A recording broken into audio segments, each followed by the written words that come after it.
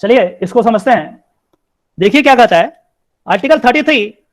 Article 33 है, ये कहता है power of parliament to modify the rights conferred by this part. ये दिस पार्ट मतलब पार्ट 3 की बात कर रहा है, क्योंकि आर्टिकल 33 है और मैंने बताया था पार्ट 3 में कौन कौन सा है, आर्टिकल 12 से लेकर के 35 तक है। ठीक है, इन their application two forces, forces arm forces की बात कर रहा है एटसेट्रा, लेकिन यहाँ पे एटसेट्रा लिखा हुआ, इस बात का ध्यान रखिएगा। फोर्सेस के अलावा भी और भी लोगों पे ये लग सकता है, तो इस चीज का ध्यान रखिएगा।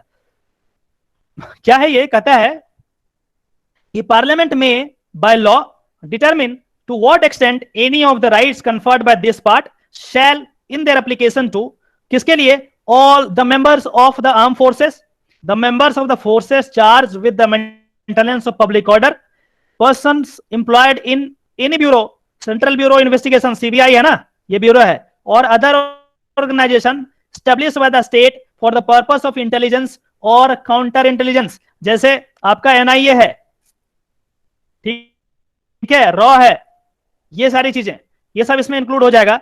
Person employed in or in connection with the telecommunication system set up for the purpose of any force, bureau, organisation referred to clause A to C, मतलब ऊपर की बात कर रहा है। बी रिस्ट्रिक्टेड, यहां पे समझिए, बी रिस्ट्रिक्टेड और abrogated so as to ensure the proper discharge of their duties and maintenance of discipline among them.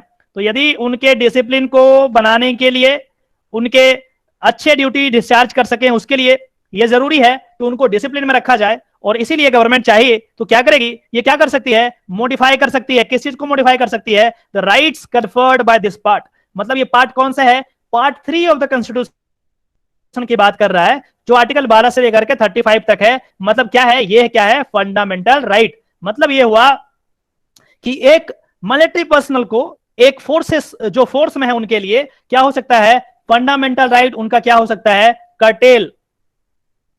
कटेल किया जा सकता है बाय द पार्लियामेंट, या फिर इसको कह सकते हैं बाय द लॉ।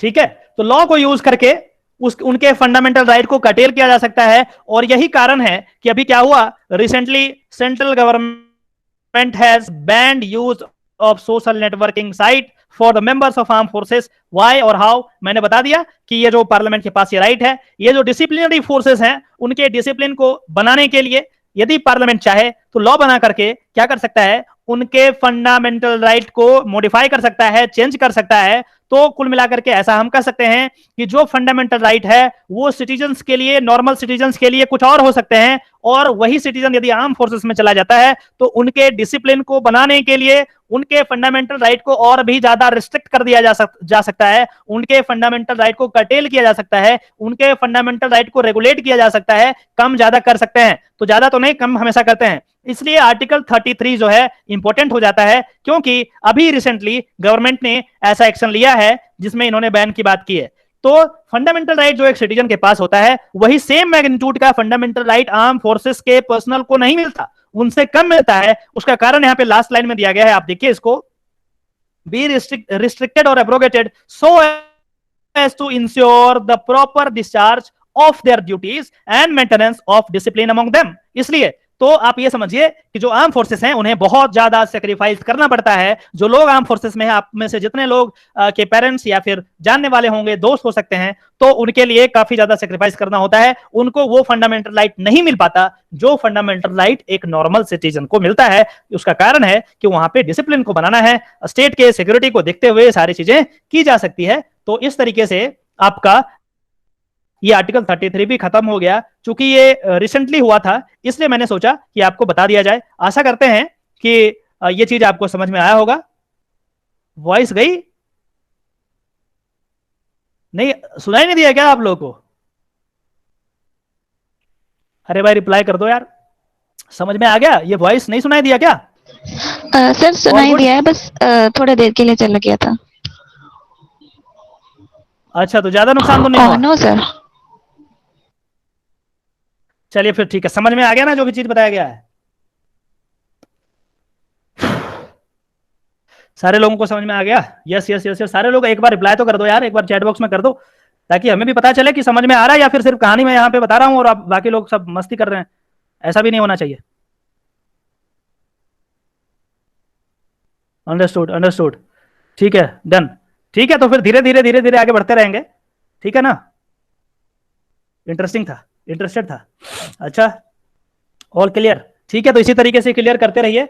आगे मैं चाहूं तो अभी शुरू कर दूं, लेकिन मन नहीं कर रहा। नो सर, आप कोई भी टॉपिक को इजीली समझा देते हैं, आप भी समझा देंगे। जब आप अच्छे से पढ़ लोगे ना ढंग से, तो चीजें क्लियर हो जाएगी, और क्लियर हो जाएगी तो फिर आप अपने अकॉर्डिंग से उसे अपने तरीके से एग्जांपल दे करके नॉन लीगल टर्म्स में, क्योंकि लीगल टर्म्स में यदि समझाया जाए तो नहीं आएगा समझ में, वो कर सकते हो आप, बस पढ़ने की बात है, आप पढ़ोगे अच्छे से तो हो जाएगा। सारे लोग समझा सकते हैं, आप भी समझा सकते हैं, कोई इशू नहीं है, कोई रॉकेट साइंस नहीं है इसमें।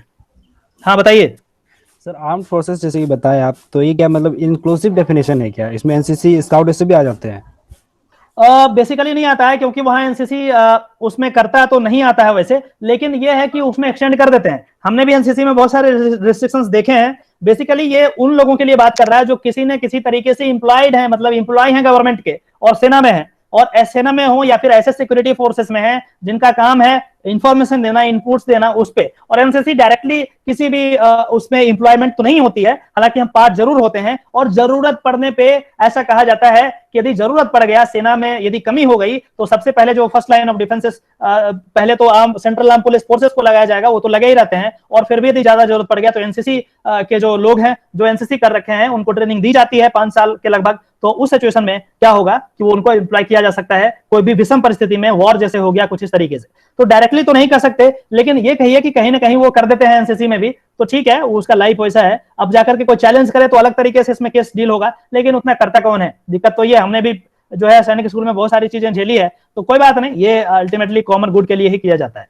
तो इस तरीके से इसमें डायरेक्टली तो नहीं आएगा, लेकिन वो आर्गुमेंट कर सकते हैं। जैसे अभी केस हुआ ना, तो जो लेफ्टिनेंट कर्नल साहब आए थे, उनको कोर्ट बोला देखिए मैं अभी तो गवर्नमेंट को कुछ नहीं बोल रहा, क्योंकि अभी गवर्नमेंट कुछ ना कुछ सोच करके ये किया होगा, इसलिए मैं कोई भी ऑर्डर पास नहीं करूंगा अभी। So I am not going to pass any order right now. आप क्या कर सकते हैं, उन्होंने गवर्नमेंट को मौका दिया कि आप आ करके बताइए कि किस कारण से आखिर आपने फेसबुक और इंस्टाग्राम या बाकी और भी चीजें आपने बोला कि इंस्टॉल कर दो, अनइंस्टॉल कर दो, आखिर ऐसा क्या काम पड़ गया भैया। तो ये सारी चीजें उनको यदि लगेगा जस्टिफाइड है तो वैसे ही चलेगा काम, यदि लगेगा जस्टिफाइड नहीं है तो कोर्ट उनके जो ऑर्डर्स हैं उनको पलट देगा, उनको हटा देगा। जैसे अभी रिसेंटली आर्म फोर्सेस के अगेंस्ट एक ऑर्डर पास हुआ था सुप्रीम कोर्ट से, जिसमें जो लड़कियां हैं, जो विमेन है, उनको वो पोस्ट नहीं दे रहे थे, कॉम्बैट पोजीशन नहीं दे रहे थे, उनको परमानेंट कमीशन नहीं दे रहे थे। कोर्ट ने पास किया नहीं, ऐसा नहीं चलेगा, इनको भी दो, ये भी इक्वली इंपॉर्टेंट है हमारे देश के लिए। और ये वो हर चीज कर सकते हैं जो एक मेल कर सकता है, इसलिए ज्यादा इतराने वाली बात नहीं है। आप जो है, हाँ जुडिशियल रिव्यू ये बहुत जबरदस्त काम करते हैं ये सब। आगे मैं वैसे यूट्यूब पे मैं बनाऊंगा जुडिशियल रिव्यू, और जुडिशियल और भी 3 टर्म और होता है, जुडिशियल रिव्यू हो गया, जुडिशियल इंक्रोचमेंट हो गया, और कुछ और होता है एक, तो इस पे मैं बना दूंगा, ये इंपॉर्टेंट है। और नहीं तो फिर मैं आपको क्लास में ही करा दूंगा, यहाँ पे कोई दिक्कत नहीं है, कहीं ना कहीं से मिल जाएगा। जो भी वीडियो यूट्यूब पे पड़ा है, आपको मैं बार बार बोलता हूँ जाकर के देख लीजिए, कुछ ना कुछ नया चीज सीखेंगे आप, ठीक है। और नहीं तो मैं क्लास में, तो जुडिशियल एक्टिविज्म है, बिल्कुल सही बात बोल रहे हैं ये आरजे साहब, ये कारण जुडिशियल एक्टिविज्म है, जुडिशियल एक्टिविज्म है, दोनों सिमिलर, तीनों सिमिलर साउंडिंग टर्म है, बट इसमें अंतर होता है, कई बार कंफ्यूजन होता है, नहीं समझ में आता है। हालांकि इस लेवल का क्वेश्चन आपके एग्जाम में शायद ही पूछे, लेकिन फिर भी जानकारी होनी चाहिए, जानकारी हमें रहती है तो हमें अंदर से स्ट्रेंथन फील होता है, गुड फील होता है, ठीक है। तो इस तरीके से तो एनसीसी डायरेक्टली तो नहीं आ सकता, लेकिन किसी न किसी रूप में उसको इफेक्ट कर देते हैं, ऐसा मैंने भी देखा है, ठीक है। अब उसको चैलेंज करे तो अलग बात है, चैलेंज करते नहीं हम लोग, उतना कहां होता है हमारे पास वो, ठीक है। और बताइए,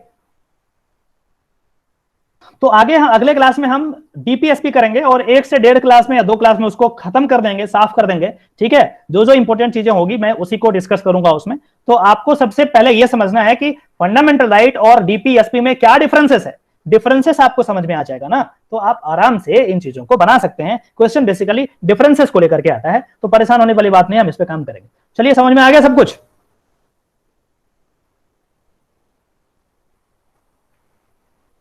हाँ ठीक है, नॉन इन्फोर्सेबल ये सब रखने वाली बात है, लेकिन इसका मतलब क्या होता है वो समझाऊंगा मैं, आपको रटना नहीं है, इस बात को ध्यान में रखिए आप।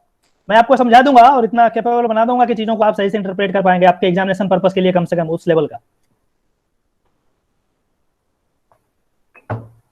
चलिए फिर मिलते हैं नेक्स्ट क्लास में, ठीक है। आज के लिए यहीं खत्म करते हैं। Thank you for the class sir, thank you for attending my class as well. ठीक है, आपके बिना फिर क्लास कैसे होता, तो same to you, thank you ma'am. ठीक है Nafees Ahmed ji, thank you, see you soon. Shweta ji, same to you. Thank you sir Jyoti, आपसे फिर मिलते हैं कल, ठीक है। और कोई सैटरडे संडे नहीं होता क्लास में भैया, बहुत सारा कोर्स है, एक दिन एक्स्ट्रा ले लूंगा ना तो कुछ ना कुछ आप ही का फायदा होगा, मेरा क्या है, हम छुट्टी मार लेंगे, मेरा क्या है, हम तो छुट्टी मार लेंगे, नुकसान आपका हो जाएगा, ठीक है। इसलिए क्लास तो हर दिन होगी। See you tomorrow. चलिए ठीक है, फिर मिलते हैं कल, ठीक है। Bye bye, bye bye, good night.